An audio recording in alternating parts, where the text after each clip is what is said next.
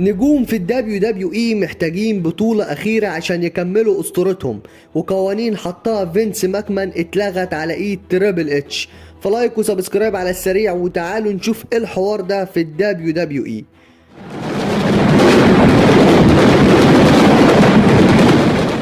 في تاريخ الدبليو دبليو اي اي نجم يقدر يبني لنفسه ارث باكتر من طريقة، بس اهم واقوى طريقة فيهم هي البطولات. السنة اللي فاتت جون سينا ما اكتفاش انه كسر رقم قياسي وبقى بطل عالم 17 مرة، ده كمان خد البطولة اللي طول عمره كانت ناقصاه في مسيرته، وهي بطولة القارات. يعني الراجل ختم كل حاجة ممكن تتحقق تقريبا. عندك مثلا نجوم زي زاميز وكريس جيريكو، هما مسكوا بطولة العالم قبل كده، بس الغريب ان الناس دايما بتفتكر فترات حملهم لبطولة القارات اكتر من بطولة العالم. وساعات البطولات هي اللي بتصنع النجوم، وساعات النجم هو اللي بيرفع قيمة البطولة ويخليها اهم. بس بالرغم من كده لسه في شوية اساطير وناس تقيلة في المجال لسه محتاجين بطولة اخيرة، بطولة واحدة بس عشان يحطوا النقطة الاخيرة في سطر تاريخهم.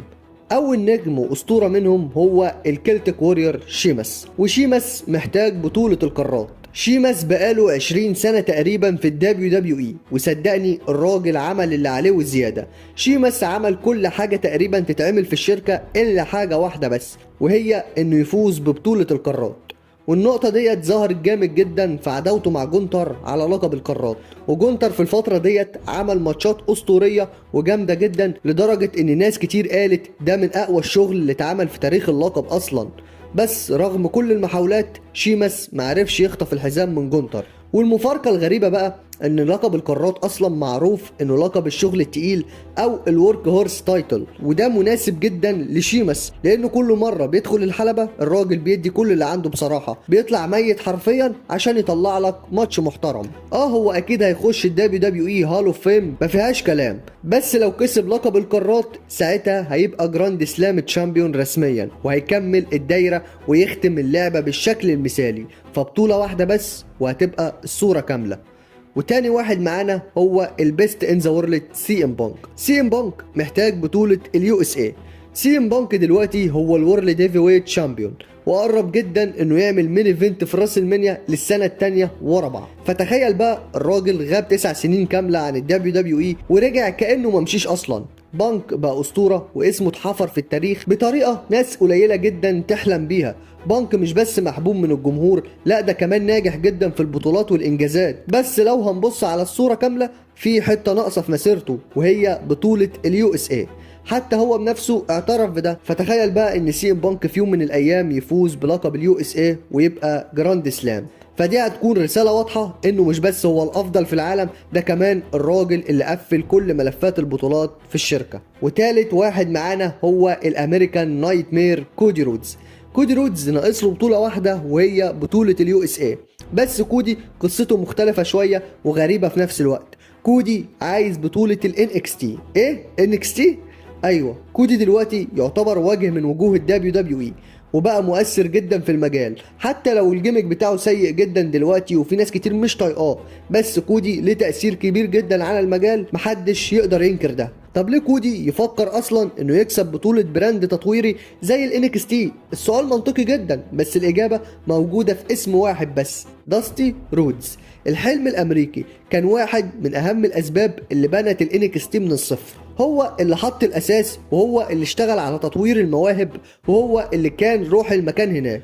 وكودي طول عمره هدفه مش بس بطولات، هدفه انه يكمل حلم ابوه ويشرف اسمه. عشان كده لو كودي كسب بطولة الانكس تي هتبقى حركة رمزية جامدة جدا، مش عشان اللقب نفسه لكن عشان الرسالة. ابن داستي رجع للمكان اللي ابوه بناه ورفع الحزام هناك تكريما ليه. ساعتها مش بس هيبقى بطل، ده هيبقى كمل دايرة العيلة وختم إرثه بطريقة إنسانية قبل ما تكون بطولية. والاسم اللي معانا بعد كده هو المحارب الاسكتلندي درو ماكنتاير. درو ماكنتاير محتاج بطولة اليو اس اي. درو ماكنتاير في فترته التانية مع الدبليو دبليو اي عمل شغل تقيل جدا. الراجل رجع من الصفر وبنى نفسه لحد ما بقى واحد من أعمدة الشركة.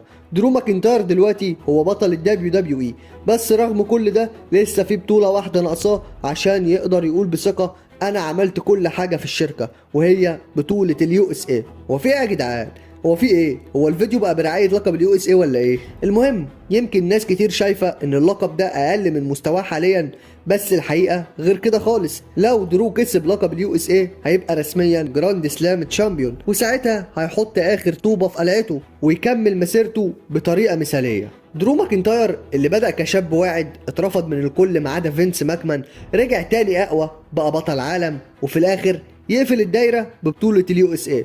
فبطوله واحده بس وتبقى الحكايه اتقفلت بالكامل بطريقه مثاليه. والاسم اللي معانا بعد كده هو عمنا شينسكي ناكامورا. ناكامورا لازم يبقى بطل عالم. ناكامورا مسيرته في الدبليو دبليو اي ما كانتش بالشكل اللي جمهور كتير كان متوقعه، بس برضو الراجل عمل انجازات جامده جدا. ناكامورا كان واحد من اكبر النجوم في اليابان، ولما جه الدبليو دبليو اي الناس كانت متخيله انه هيكسر الدنيا في المين ايفنت ويبقى واجهه الشركه، لكن اللي حصل قضى اغلب وقته في صوره الميد كارد بعيد جدا عن صوره بطوله العالم.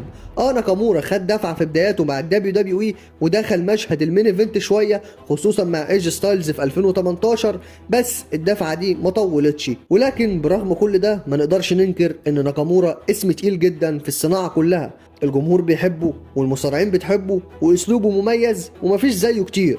عشان كده لو في حاجه واحده بس تكمل صورته هي انه يبقى بطل عالم في الدبليو دبليو اي.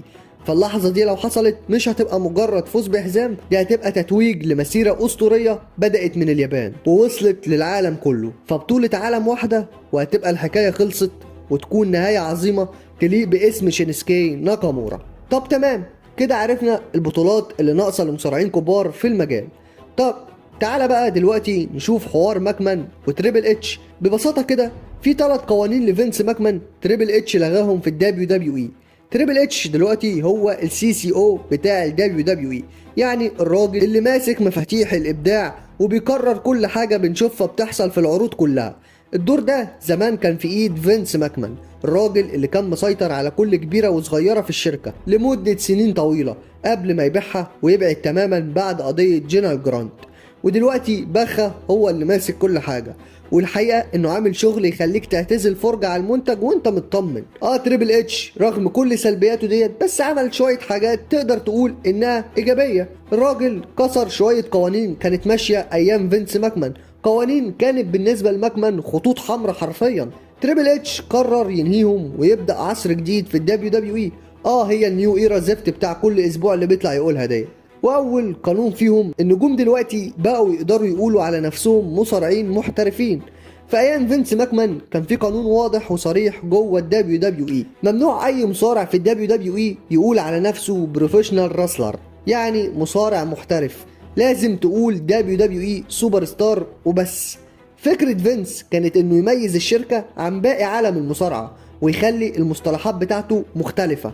لكن مع عصر تريبل اتش الامور بدأت تتغير، شفنا اكتر من نجم يطلع على المايك ويقولها عادي جدا. شفنا كتير بيقولوا انا مصارع محترف زي كودي رودز، سي ام بانك، راندي اورتن وغيرهم كتير. وده معناه ايه؟ معناه ان بخا غالبا شال الحظر اللي كان مفروض على المصطلح ده.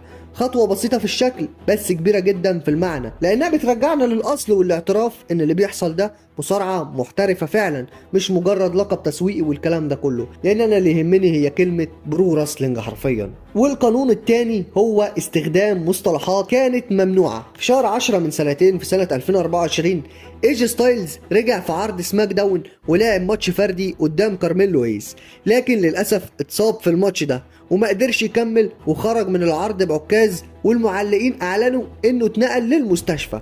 فالكلمة دي تحديدا دخلت بال ناس كتير وعملت قلبان شوية، لان المفروض كانوا بيقولوا ميديكال فاسيلتي بدل ما يقولوا هوسبيتال، لان المصطلح التاني ده اللي هو ميديكال فاسيلتي كان اجباري ايام فينس ماكمان. ايام فينس كانت في كلمات معينة ممنوعة تماما انها تتقال. ما تقولش مستشفى قول مجمع طبي، ما تقولش حزام قول بطولة. لكن في عصر تريبل اتش الوضع اختلف، بقينا نسمع كلمات كانت محظورة زمان زي مثلا هوسبيتال وكلمة بلتس اللي هي الأحزمة، فما كانوش بيقولوا الكلام ده ايام ماكمان. تفاصيل صغيرة لكنها بتوضح قد ايه الاسلوب الاداري اتغير.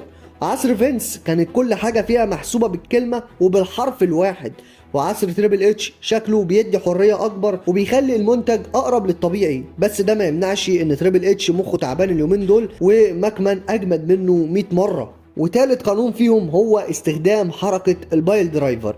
ايام فينس ماكمان كان في حظر على حركات معينة، حركات كانت ممكن تأذي النجوم لو اتعملت غلط، ومن ضمنها حركة البايل درايفر.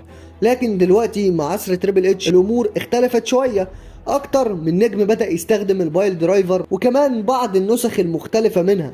مش بس كده، ده فريق الابداع نفسه عمل قصة كاملة حوالين الحركة ديت. فاكرين كيفن اوينز استخدم حركة البايل درايفر المحظورة على كودي رودز وراندي اورتن وسامي زين كجزء من السيناريو. يعني الحركة اللي كانت ممنوعة طول السنين اللي فاتت رجعت دلوقتي بشكل قوي جدا واتعمل بيها قصة كمان. ده اللي يشوف بخة في بداياته يا جدعان بعد ما ماكمان مشي كنت تقول ان الراجل ده هيخرب الدنيا ويمحي تاريخ ماكمان. بس نقول بس نفسي اعرف العيب فين. اصل الراجل ده برضو كان عامل عظمه مش طبيعيه في الانكس تي بلاك اند جولد، فمش عارف بجد العيب في ايه بالظبط. وبس كده، لو انت شايف ان في مصارع تاني غير اللي انا قلتهم فاضل له بطوله كمان عشان يقفل اسطورته فقولوا لي في الكومنتات. وبرضو ما تنساش تقول لي رايك في كل الكلام اللي انا قلته عن تريبل اتش وماكمان، وكمان برضو ما تنساش تقول لي ايه اللي محتاجه بخه عشان يحسن من نفسه ويرجعنا لجزء بسيط بس من اللي كان بيعمله في الانكس تي بلاك اند جولد. وبس كده، لو وصلت لحد هنا ما تنساش انك تعمل لايك للفيديو وتشترك في القناه لو انت لسه ما اشتركتش، وفعل زر الجرس الاولى كل عشان يوصلك كل جديد. وبس كده خلص الكلام، واحلى سلام على جيش راس الاسلام.